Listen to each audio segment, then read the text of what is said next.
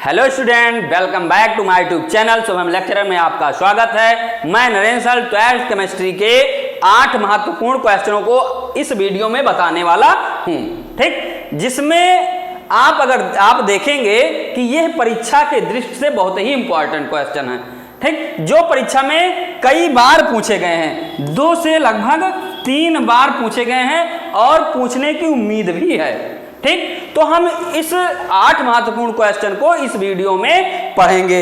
चलिए आगे चलते हैं, हम क्वेश्चन को देखते हैं क्या है, ठीक। आप अच्छे से पढ़िएगा, कंसंट्रेट होकर बैठिएगा, ठीक, और वीडियो को लाइक और सब्सक्राइब, वीडियो को लाइक कर दीजिएगा और शेयर कर दीजिएगा, ठीक ठीक। आइए देखते हैं 8 महत्वपूर्ण प्रश्न को। हम वीडियो को तब तक लाइक और शेयर कर दीजिएगा, ठीक।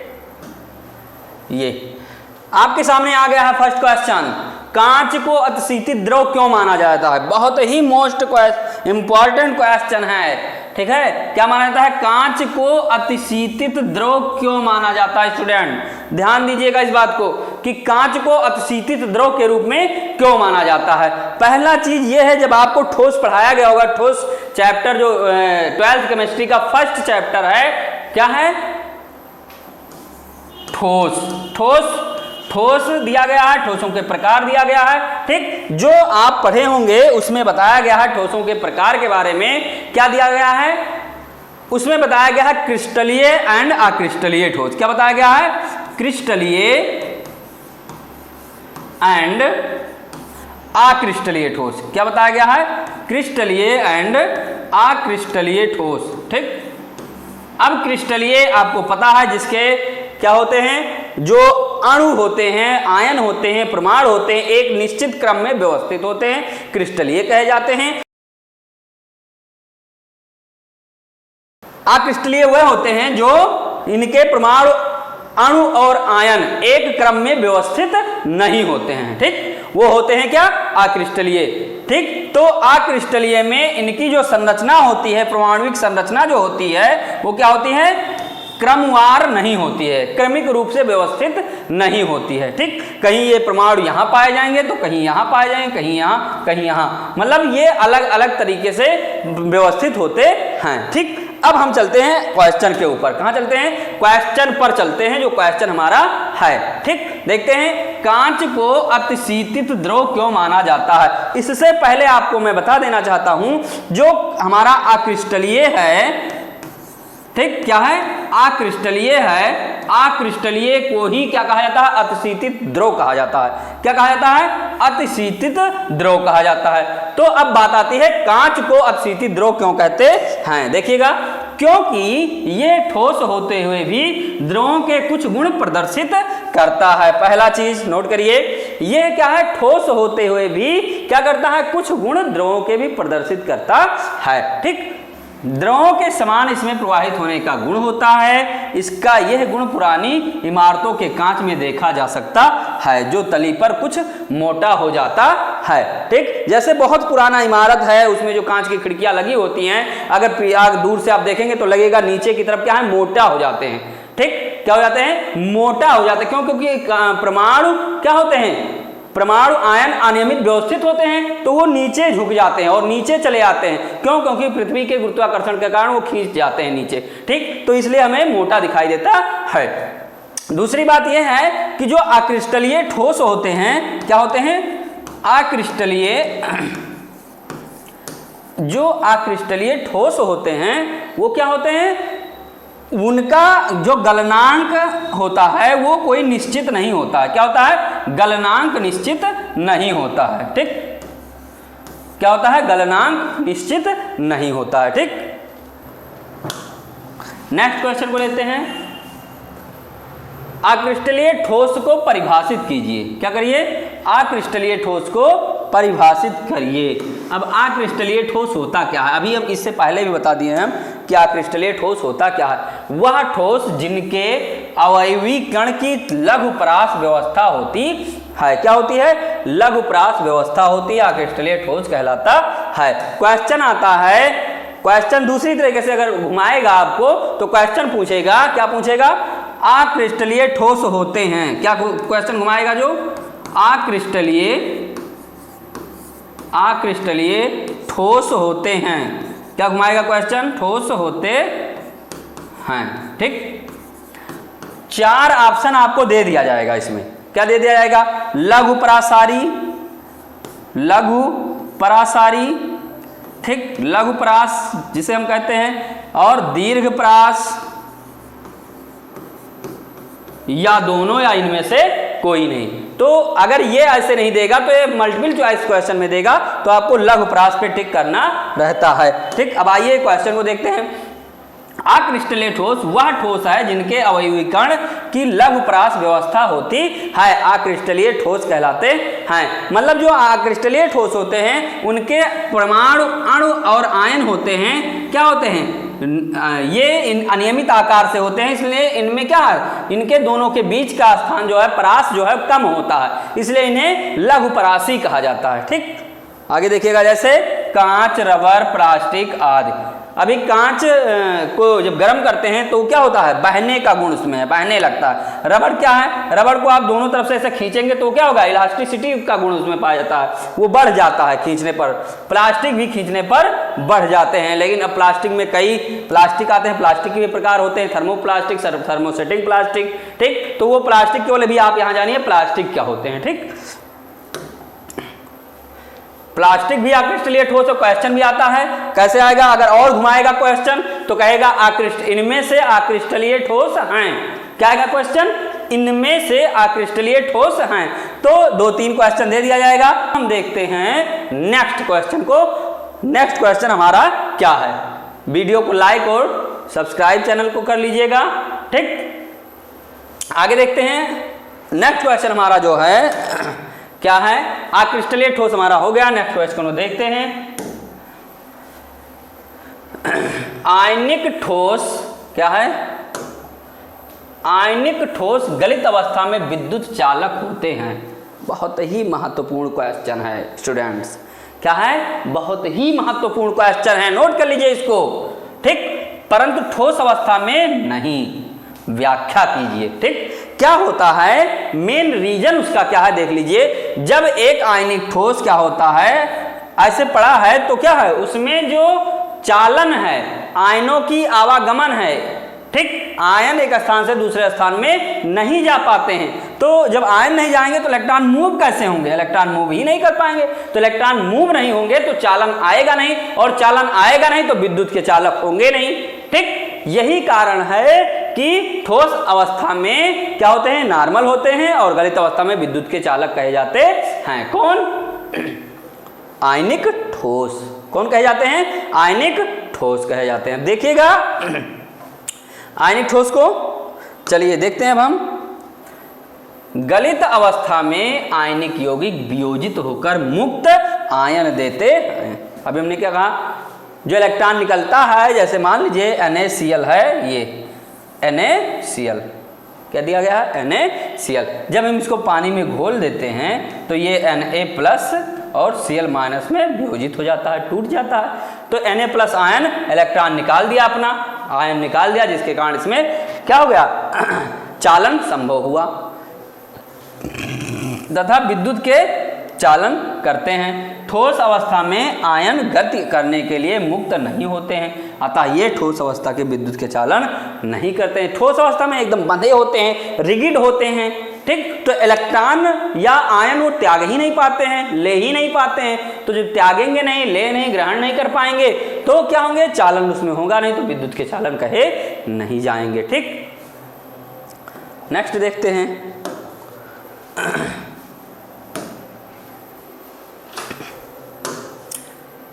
समपरासारी विलयन किसे कहते हैं? ठीक, विलयन आपने पढ़ा था। क्या पढ़ा था? विलयन आपने पढ़ा था। विलयन में हमने बताया था विलयन बराबर विलयन इक्वल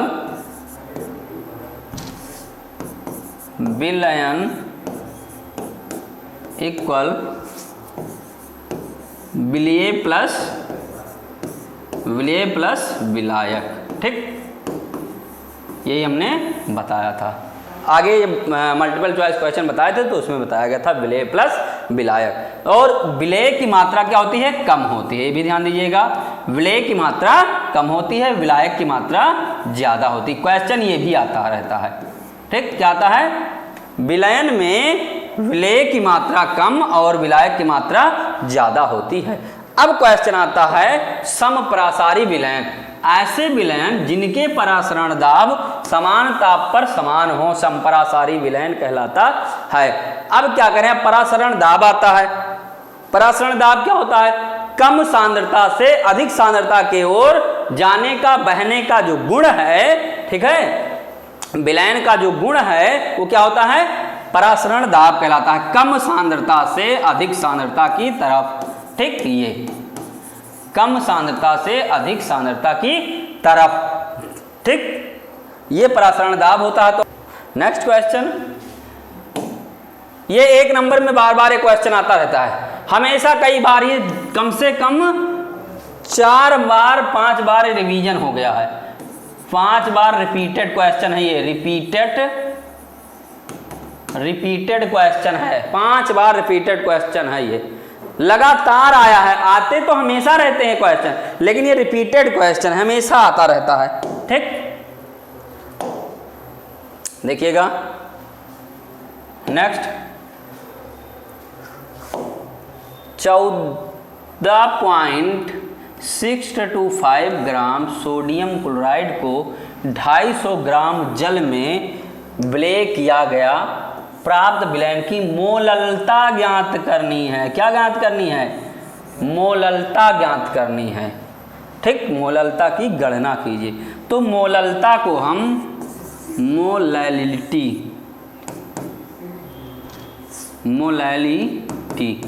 मोलैलिटी को हम क्या करते हैं, हिंदी में लिख देते हैं, मोलैलिटी को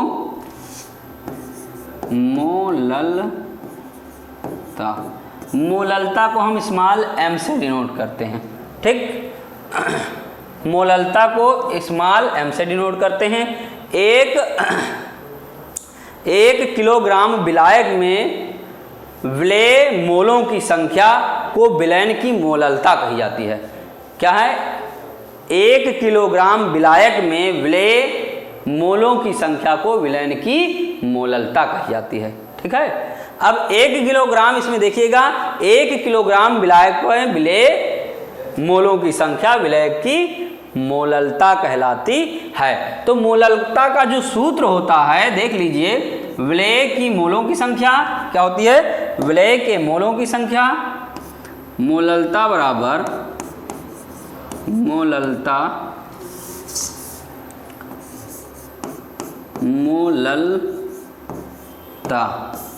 बराबर विलय के मोलों की संख्या, विलय के मोलों की संख्या अपान विलायक का भार ग्राम में,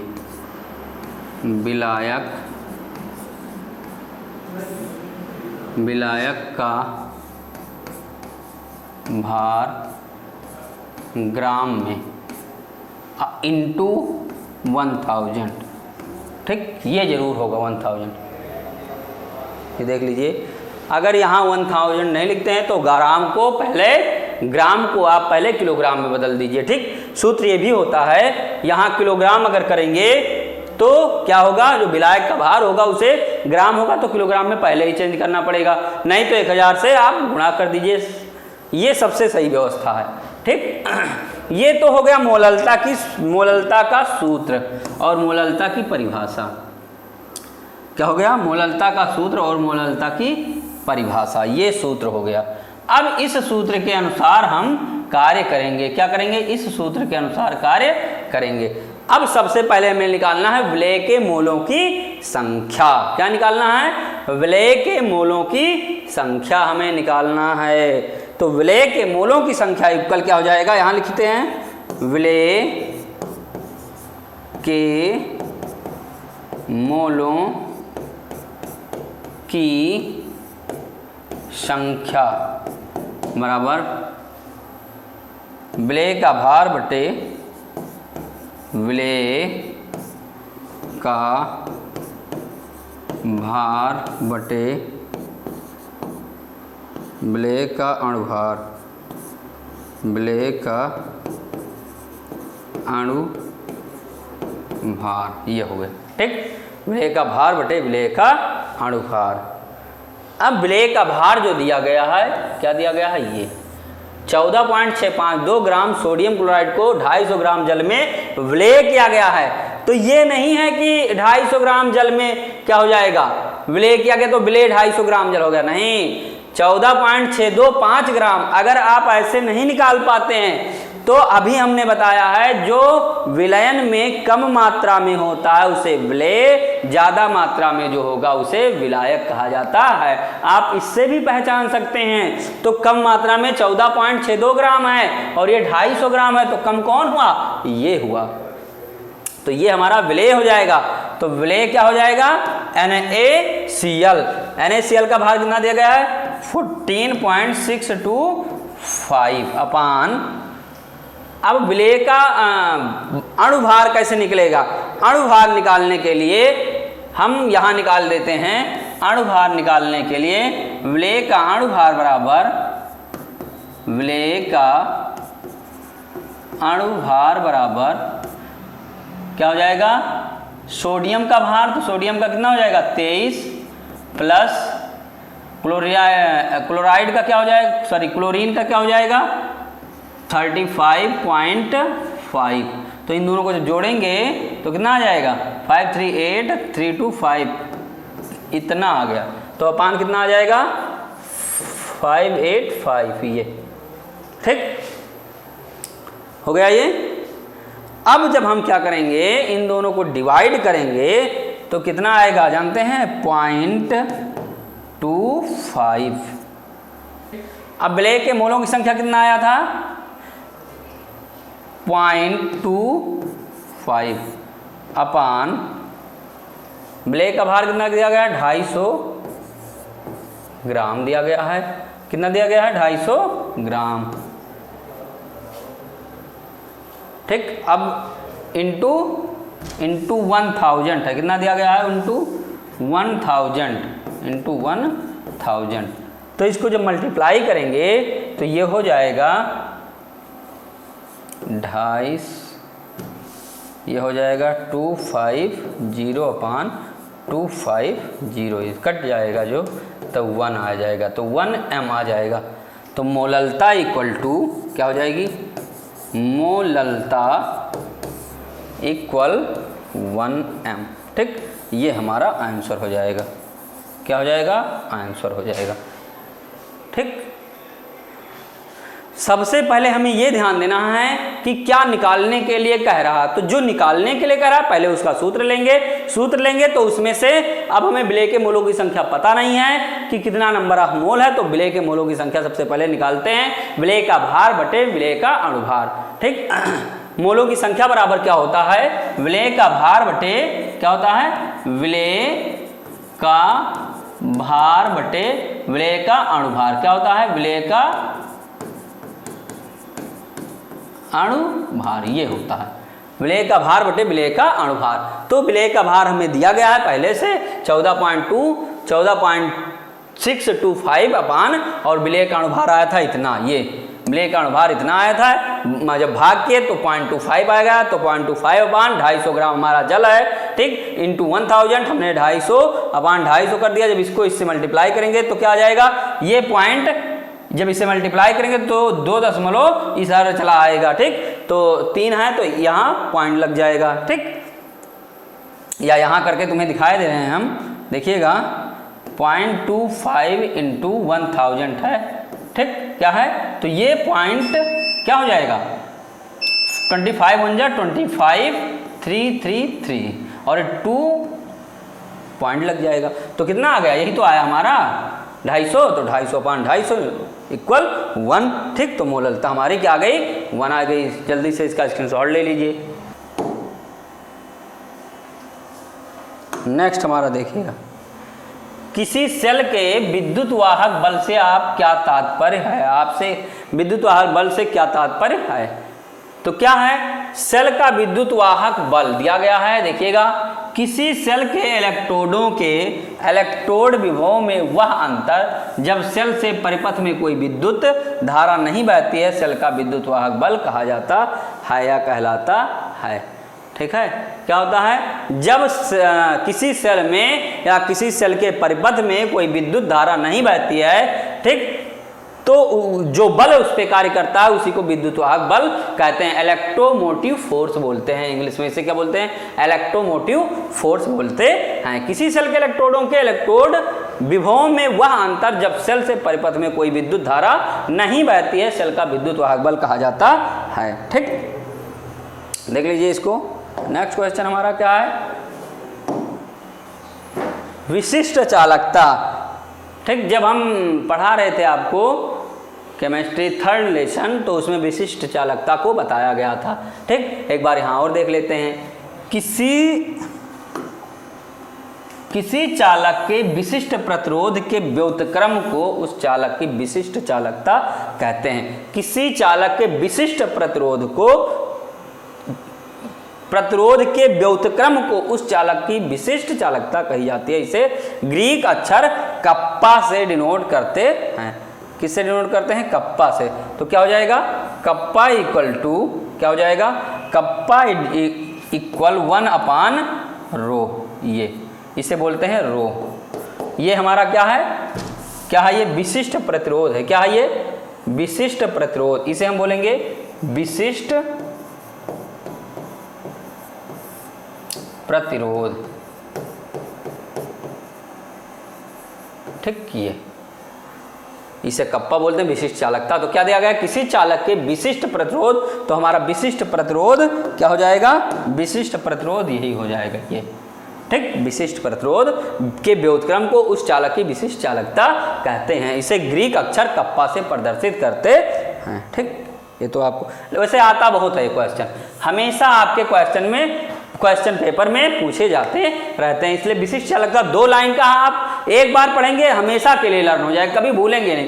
कैसे? अभी मान लीजिए कह रहे हैं सर हम बार बार याद करते हैं भूल जाते हैं, बार बार याद करते हैं भूल, कैसे आप भूल जाते हैं? अभी आपने जब nursery class, LKG class, UKG class first में जब थे, तो छोटा आ से लेकर ज्ञ तक आप पढ़े थे। कहाँ तक पढ़े थे? छोटा आ से लेकर ज्ञ तक। क्या इसको आप भूल गए? आज तक कभी नहीं भूले, तो इसको कैसे भूल जाएंगे? 2 लाइन का है, आप बार बार रिवीजन करेंगे तो कैसे भूल जाएंगे? कभी नहीं भूलेंगे। आप प्रैक्टिस तो करिए, कोशिश तो करिए। ये गारंटी हमारा 2 लाइन का क्वेश्चन है, आंसर है, आप इसको आराम से पढ़ सकते हैं, देख सकते हैं। ठीक है, आपने A to Z पढ़ा था जब, तो आज भूल गए क्या A to Z? अब नहीं आता A to Z, अल्फाबेट नहीं आते हैं अंग्रेजी के, आते हैं ना। फिर चलिए, अब हम इस वीडियो का लास्ट क्वेश्चन आपके सामने स्क्रीन बोर्ड पर दिख रहा है, इसको पढ़ते हैं। ठीक, क्या दिया गया है, फैराडे का विद्युत अपघटन का प्रथम नियम। क्या पढ़ेंगे? फैराडे का विद्युत अपघटन का प्रथम नियम। फैराडे के विद्युत अपघटन का प्रथम नियम, विद्युत अपघटन की प्रक्रिया में किसी इलेक्ट्रोड विशेष पर मुक्त एकत्रित पदार्थ का द्रव्यमान विलयन में प्रवाहित की गई विद्युत की मात्रा के कुल आवेश के समानुपाती होता है। बहुत ही सिंपल है, देखिएगा, किसी इलेक्ट्रोड पर जितना ग्राम मात्रा प्रवाहित करते हैं, ठीक है, उतना आवेश के समानुपाती होता है। देखिएगा, मान लीजिए यदि हम W ग्राम क्या करते हैं, इलेक्ट्रोड पर विद्युत अपघटन की क्रिया कराते हैं, W ग्राम प्रवाहित करते हैं, तो W समानुपाती Q कुल आवेश के क्या होता है, समानुपाती होता है। या W बराबर, ठीक, या W समानुपाती IT, क्या हो जाएगा, IT, W समानुपाती IT। ठीक, W समानुपाती IT या W इक्वल ZIT, ये हो जाएगा। ठीक,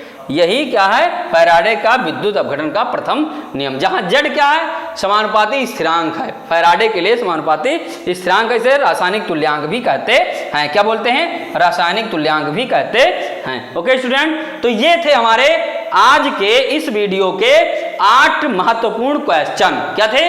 इस वीडियो के 8 महत्वपूर्ण क्वेश्चन थे। तो स्टूडेंट आपको इसको बहुत अच्छे से पढ़ना है। ठीक, बहुत अच्छे से पढ़ना है, लिखना है, माइंड में सेटअप करना है, आप अच्छे से समझ जाएंगे, ये हमें आशा है। ठीक, 2 लाइन का क्वेश्चन है, 2 लाइन का है, 2 लाइनर क्वेश्चन है, आप पढ़ेंगे तो आराम से समझ जाएंगे। वीडियो को लाइक और सब्सक्राइब कर लीजिए, शेयर कर दीजिएगा। That's all, thank you.